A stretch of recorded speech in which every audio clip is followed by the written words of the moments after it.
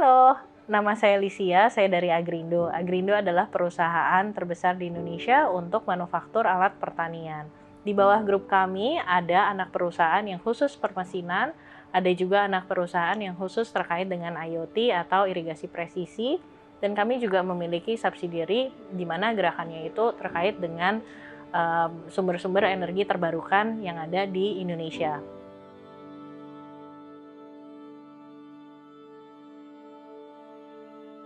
Ditrolle is an energy transition company.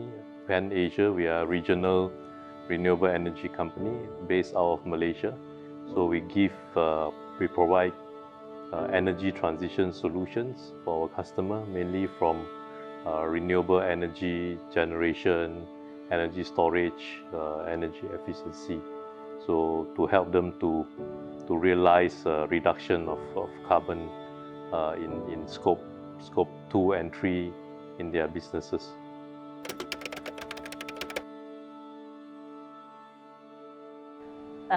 Ketika kami membahas tentang agenda renewable energy, biasanya yang kita inginkan adalah tentunya harus bisa affordable untuk teman-teman pelaku usaha di dunia pangan, dan kebutuhan itu karena pada akhirnya nanti akan mempengaruhi harga jual dari produk pangan itu sendiri. Jadi bagi kami sebenarnya energi itu tidak hanya harus bersih, tapi juga harus bisa dijangkau secara harga, dan kemudian supply-nya juga harus sustainable dan berkelanjutan gitu di sana. Itu membutuhkan adanya inovasi atau alternatif solusi energi terbarukan di daerah-daerah tersebut.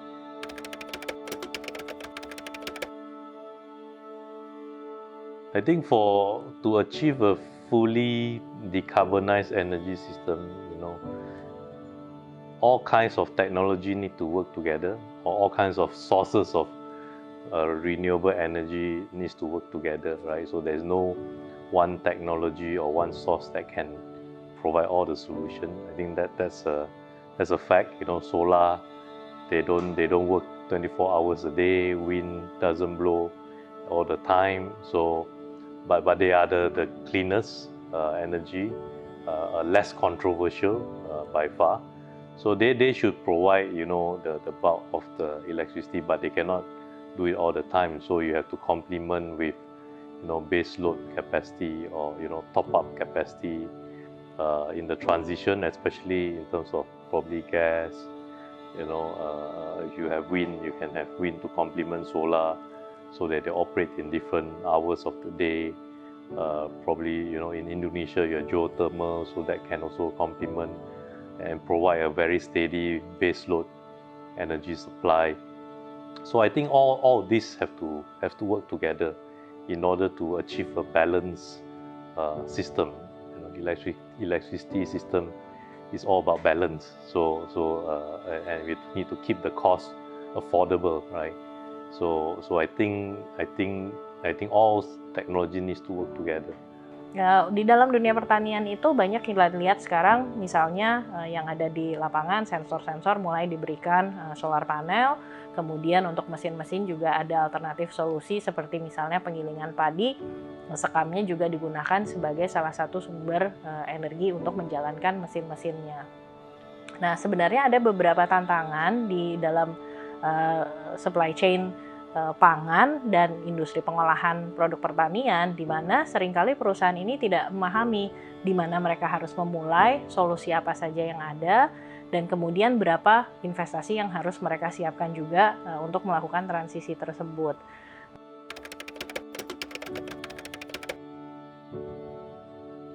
Di Apindo, kami sebagai asosiasi pengusaha juga sering mempertemukan banyak pelaku.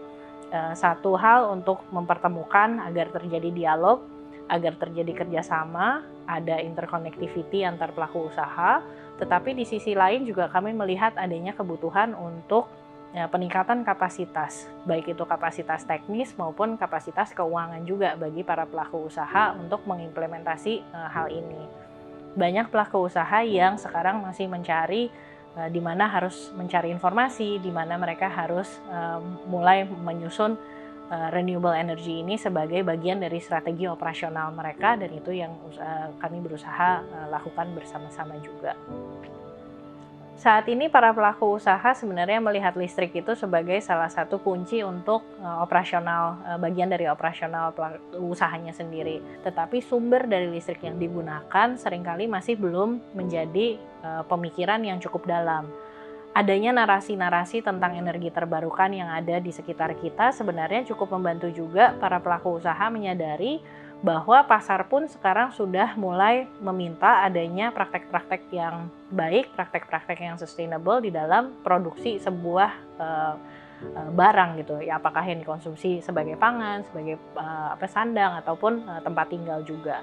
Dari sini sebenarnya mulai muncul informasi atau pertanyaan-pertanyaan dari pelaku usaha kalau dia mau memilih sumber energi yang jauh lebih baik, apa saja pilihannya, bagaimana mereka memulai change management di dalam usahanya sendiri, dan tentunya sebagai pelaku usaha akan melihat apakah ini juga secara biaya cukup efisien dibandingkan dengan sumber-sumber listrik atau energi yang ada sekarang. Sebagai pelaku usaha sebenarnya memang kita selalu akan berpikir tentang keberlanjutan usaha, di mana sebagai entitas yang for profit, semua biaya itu pasti akan dihitung, termasuk biaya juga terkait sumber energi untuk operasional kami. Ketika kita memikirkan sumber-sumber energi yang ada, dan sekarang juga banyak dari pasar yang menuntut supaya semua proses produksi itu menjadi jauh lebih sustainable dan responsible, maka sebenarnya yang kita lihat itu adalah potensi ke depannya seperti apa. So usually clients are concerned about simple matters, right? Very basic things like whether the system will work, whether this thing will can last 20 years, 25 years. Those are the most common questions in the initial stage. But after we get through the technicalities, most likely they will look at the commercial viability, so whether there's incentive to be given, because especially solar energy storage is a big capital outlay, so they will want to look at how fast they can recover their investment. They will look at whether they can consume the energy has been generated, what risks are they taking in terms of being able to consume all the energy, whether there's any curtailment from the utilities. So they would look at this thing, so we will help them to navigate. So usually they will start with the easiest to start with, and the most visible is putting solar panels on your roof, right? So that is usually the low-hanging fruit. And then the next step, but that couldn't give you much carbon reduction, because solar panel on roof can usually cut you between 10 to 30% of your carbon consumption. So another option is to buy renewable energy certificate from our existing farms. So we do that as well.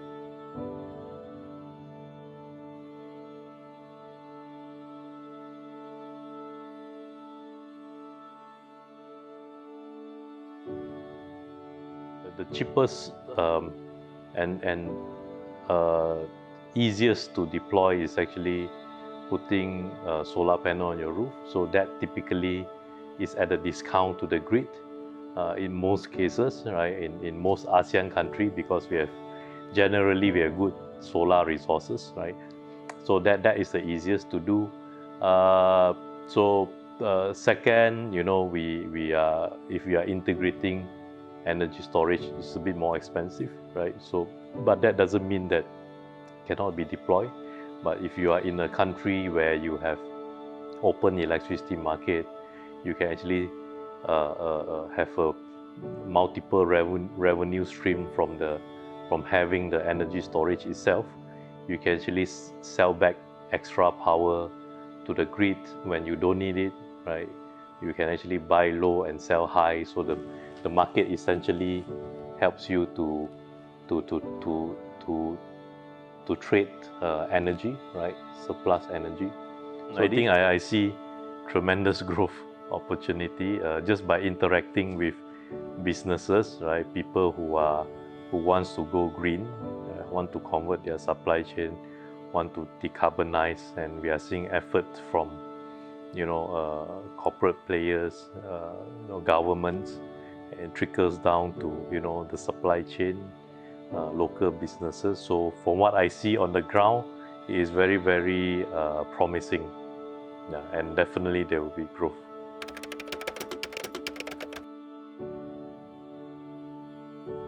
But we also have to look at, I think the topic is very much revolve around what additional benefit that this sector can give. So yes, while we want to create value chain,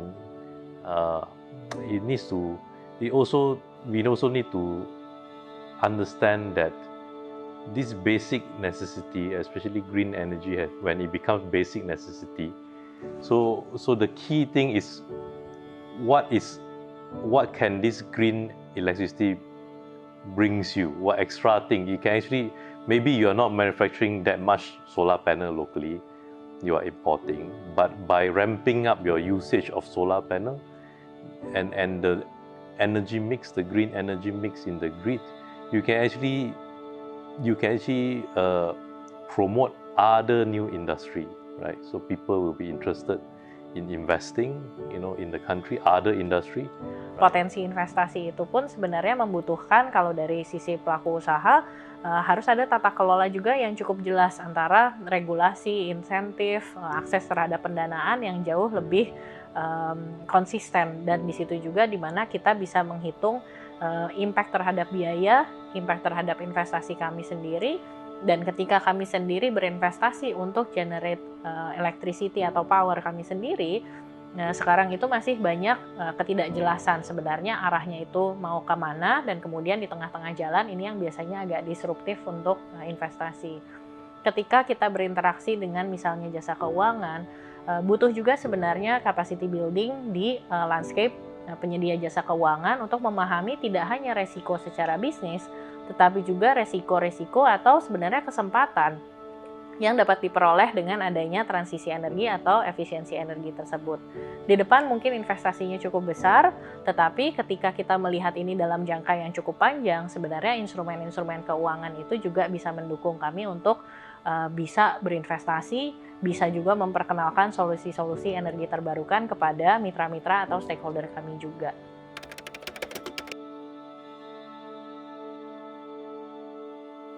Harapannya dengan adanya Project Clean, Affordable, dan Secure Energy di Asia Tenggara ini adalah kita dapat memulai dialog, kita juga dapat memperkuat narasi untuk energi efisiensi dan transisi energi ke energi terbarukan. Kami juga berharap supaya Project Case bisa membantu menyambungkan para pelaku usaha dengan stakeholder lain, baik itu pemerintah, penyedia jasa keuangan, atau bahkan juga kelompok-kelompok civil society organizations untuk berdialog dan memajukan perubahan ini supaya lebih cepat.